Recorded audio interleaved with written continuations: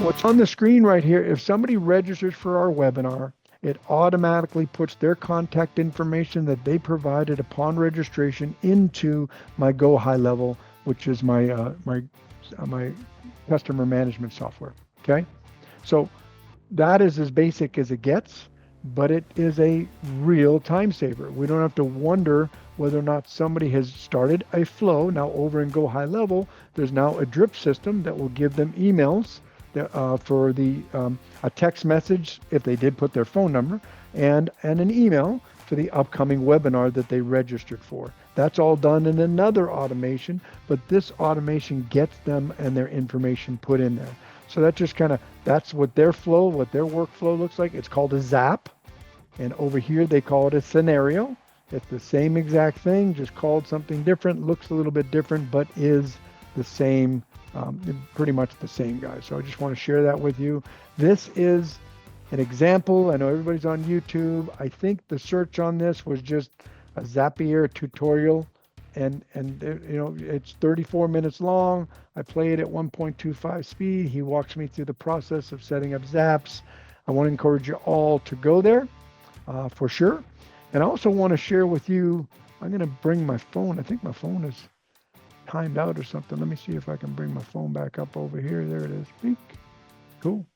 So there's my phone, and I'm going to go on my phone to ChatGPT, and I'm going to, because some of you may not be familiar with this portion here. It's running a little bit behind, but I'm going to slide this over to here so it's not what it looks at. Well, maybe I'll come over here, but I'm gonna tap on the right hand side here.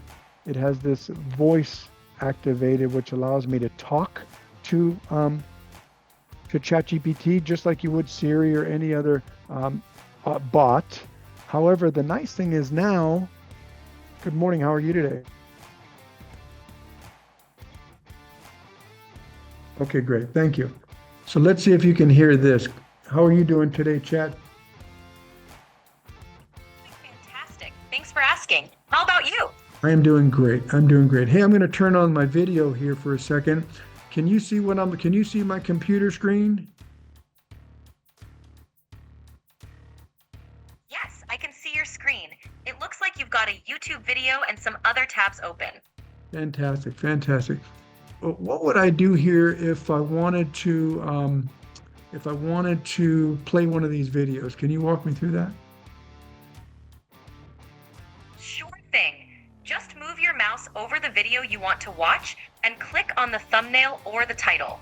That should start playing the video right away. If you want to go full screen, you can click the full screen icon awesome. at the bottom. Thank you very much. Appreciate that. Cool. So I just wanted to share with you guys, I will use that feature when I am at a spot, maybe like for instance, when I was setting up those automations and I was at a spot where it wasn't cooperating, it wasn't doing what I wanted it to do. I turn on that video, it recognizes where I'm at, I tell it what I wanted to do, it takes 3 seconds and it tells me what the next step is. Is that cool? I don't think that is really cool. That is such a time saver. Yeah, I'd have never thought to do that. I don't think you're going to get that on the free version. I'm sorry to tell you. I don't think that happens, but you can try it. I don't know. I don't think so. But that in and of itself is worth what I pay per month to have that available at any time, just to be able to bring up the screen, put it on anything. I happen to have it on my computer screen. I can put it on something that I'm walking through a store and I want to compare prices, and it will pull it up and do a web search for me and tell me where else I might get it and what the cost would be. So that is just another form of leveraging AI to save time, guys.